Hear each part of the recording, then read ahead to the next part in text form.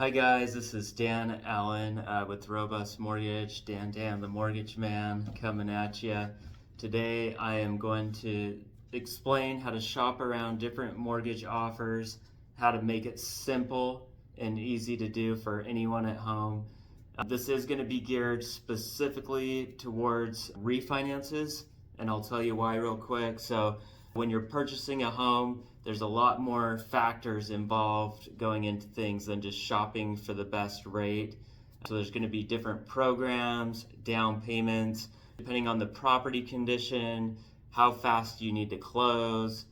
There's a seller involved, you have their needs too that you got to work around, and you also need a lender with enough experience to do a solid pre-approval, because if you go with the wrong person, they may tell you you're good and then get under contract, put down earnest money, do an appraisal inspection, you're out over $1,000 at that point, and they screwed up and you can't close. So purchases, more complicated, whole different ball game. Refinancing, quite a bit different. So they're pretty straightforward. You're already in the house. There's no other parties involved, no other timelines, no domino chain effect, all contingent on this deal. And there's less repercussions if things go wrong, but still, you don't want to get dragged through the mud. So it's still important to have an experienced loan officer, even on a refinance, because a bad or inexperienced loan officer can have you jumping through hoops for months and still end up not closing. So you don't want to waste your time moving circles. Usually you're refinancing it's pretty important if you're taking cash out, debt consolidation. There's still things at stake for you personally. Luckily there's not another party seller involved, so it's a little less lower pressure. But a good loan officer with experience, they can weed out any potential problems or snags up front. They ask the right questions. 15-minute phone call, they'll tell you straight up it's not going to work, so that you're not wasting your time. Also, money on an appraisal, you're out that money whether you get the refinance or not in most cases.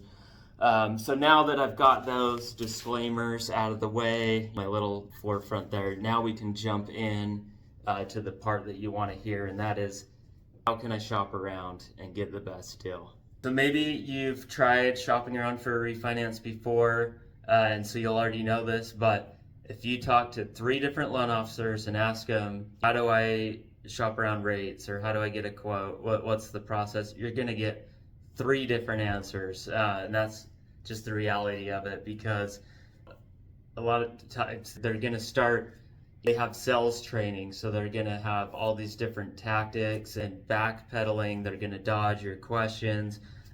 So if you're asking them about their interest rates and they're steering the conversation to somewhere else, and that's a good indicator right there that they probably don't have the best interest rates, because these loan officers, they know, they're not going to tell you, but they all know if they have interest rates at the higher end of the spectrum, if they're average, middle of the pack, or if they're the best game in town, the best deal out there.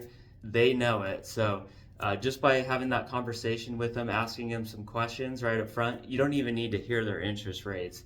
You can quickly tell who's going to have good rates or not. So if you're getting all these BS sales type questions that are just dancing around, smoke and mirrors away from the rate conversation. So a common one, just an example of that, if you hear someone say, oh, we all get our money from the same place, so rates are going to be the same pretty much everywhere. That's an example of someone with high interest rates, doesn't want you to shop around, wants you to think like, oh, I'm going to take good care of you, just do it with me, you're not going to find much difference out there. Pretty false. Yes, the Fed prints the money all comes from the same place, but each company there, they add their fee, their margin on top of that. So you have the loan officer commission, plus you have the lender spread that they're making too. So everybody's got their hands in the pie. So that's why you're going to see rates and fees varying so much between different lenders. The most common response you're going to get, which is true, most responses you'll probably get is when you ask what the rate is, they'll say Well, there's a lot of different rates. There's a lot of factors that go into this. Your loan type, your credit score, how much equity you have in the home, if you're going to pull out cash or no cash. So it's impossible to answer that question right up front. Yes, that's true. There's no way, nobody has just one rate they can quote back out. But some lenders, including myself, the way I like to do it is you as the homeowner, you're not stupid. You answers to most of these questions. Let's just go through them. We have a pricing engine. It asks you all the fields that you have to fill in to get a quote back. We can quickly get that in 5 minutes over the phone and at least give you a quote based off that. Can the numbers change from there once you do an application pull credit? Absolutely, because we're just going off of verbal information. You say your credit score is around 720, we pull it and you're at a 680. Yeah, that can even eliminate the whole program that we quoted you. But I think that it's the best practice to give you an idea what you're getting into up front. So most people have a good idea of their situation. We can work up a quote off of that, just so you can see where we're at. I don't see there's any sense in beating around the bush on that. And so I think that's another indicator of where somebody's at, where they're at on the rates and fees. If they're able to give you a best efforts idea of what you're going to get up front, that's an indicator that they feel very strongly that they're going to come out with the best deal. Most lenders, and this is a good practice, I wouldn't say it's shady at all, but most lenders are going to tell you we can't quote rates until you fill out a formal application, we pull credit, then we know exactly what we can do. That is a good way to do it as well, because that tells you exactly what you're going to get. The numbers aren't going to change, but they have a secondary reason behind that is an application and pulling credit, that's a commitment. You're putting in time. Usually it's a hard inquiry, so you're getting your credit pulled with them. And so to a bank, the more steps you put towards into their option, the more likely that you're just going to go with it. Nobody wants to sit around all day filling out multiple applications. So they know likely if they can get you to do some work up front, you're likely to stick with them regardless of what the interest rate and quote that you get is going to be. So it could be a small indicator. They maybe have average or higher rates, but not necessarily. If someone really wants to do their due diligence up front before quoting you numbers, and they could still be very competitive. One thing all lenders will tell you, they all are agreed upon on this, is you cannot shop mortgages just based on the rate. That is 100% true in every situation. I think we're all in agreement on that. So there's two parts, because this is the whole point of the video, is to simplify it. We're gonna make it super simple to compare. There's only two things to compare. So no, it's not just rates, but there's not much else. So it's number one, rate. The second part is the box A origination charges. So you do need a loan estimate to find that on your own. So every loan estimate, which is legally required, you'll get within 3 days. So you do an application and a credit pull with the lenders. They have to get this to you in writing within 3 days. So that's the benefit of all the mortgage regulation we've had in recent years, is they're all the same format.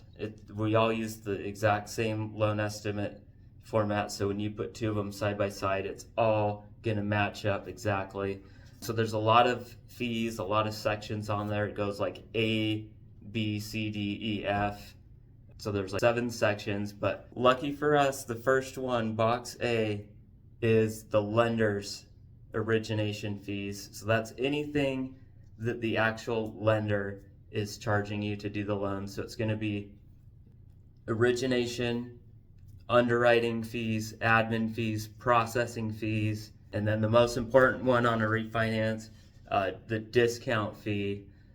So the discount fee, that is directly tied to the interest rate you're getting. So if you have two two interest rates that are exactly the same at 6%, for example. That's the average conventional rate right now, which that'll be outdated probably by the time you watch this. But two places have 6%. They're going to have different box A origination fees. The good news is you don't have to differentiate between those because the total is all that matters. So at the top of box A, it's going to have total origination charges because lenders have the flexibility to move those around. You can charge an underwriting and a processing fee and make your origination or discount lower. The way the bank's set up, they can just try and switch around, do it all different ways. So that's how you make it simple. Doesn't matter, you don't got to compare line by line processing, underwriting. No, just take the total. So same rate, 6%. They both have total box A origination charges. That's all you need to compare. So all the other sections, there's title fees, recording, there's your escrow account, so taxes, insurance, all that stuff is third party. The lender, the bank that you pick doesn't have anything to do with those. A lot of times they'll pick the title company, but you, as the homeowner, you can choose any title company you want. That's unrelated to the lender fees. So that is how you can easily compare the rates and the fees. If you get that far with a couple lenders, you get the loan estimate, then it's easy to tell. Also, like I mentioned earlier, there's a lot of ways up front. You don't have to fill out the application and get your credit pulled by all the lenders.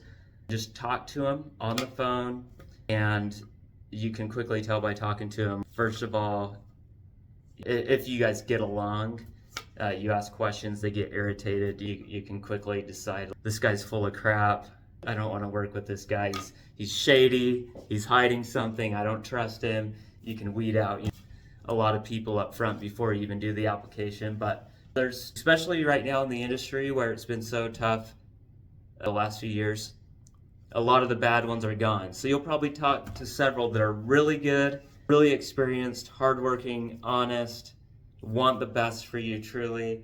Once you find a couple of those, then do the application, pull the credit, and compare those loan estimates and go with the one that you like the best. One last section, we got to talk about this because when in the refinancing, the big thing is online lenders.